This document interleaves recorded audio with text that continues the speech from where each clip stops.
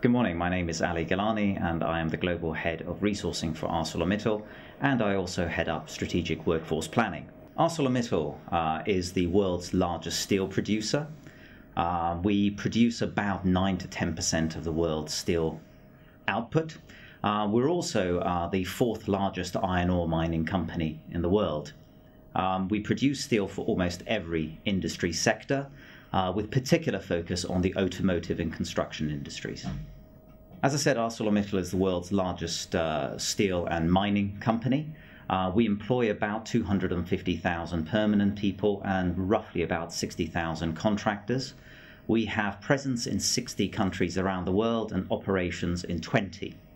Our main focus in terms of production is about 47% in Europe, 35% in the Americas, and 12% in the rest of the world. As you can imagine, with a company the size of ArcelorMittal of about 300,000 people, the recruitment team is widely spread. We have, 900 to 1,000 recruiters around the world working either full-time or part-time on recruitment activities.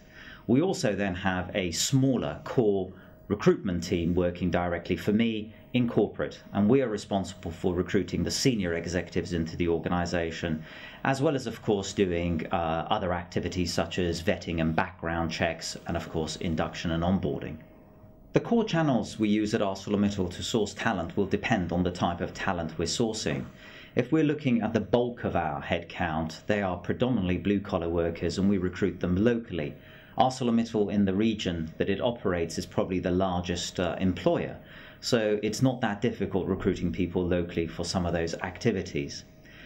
At a higher level within the organization, we use a mix of many channels. They include direct sourcing, networking, referrals, but of course we use specialist recruitment providers, both contingent and executive search.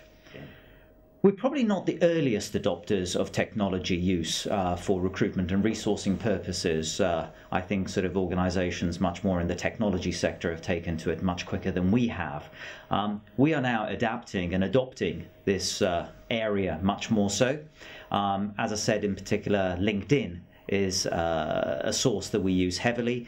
The other thing we tend to do is other recruitment sources around the world that are predominant in that country. I'll give you an example. For example, Monster might be one that we use in some countries. In India, Naukri.com is another one that we would use heavily. I was very impressed with the concept. I think the ability for an organization, be it a very large organization such as ours or a very small organization, to have the ability to post a job somewhere, but also then have a large number of recruitment providers review it, and then for them to decide if they have the capability to fulfill the proposition. It means that the recruiting company doesn't have to talk to hundreds of organizations out there to see which one can provide the right capability for them. It means they don't have to spend all their time negotiating. And of course, it means that there is an ability to ensure that the agencies that they engage with are pre-vetted up to a point.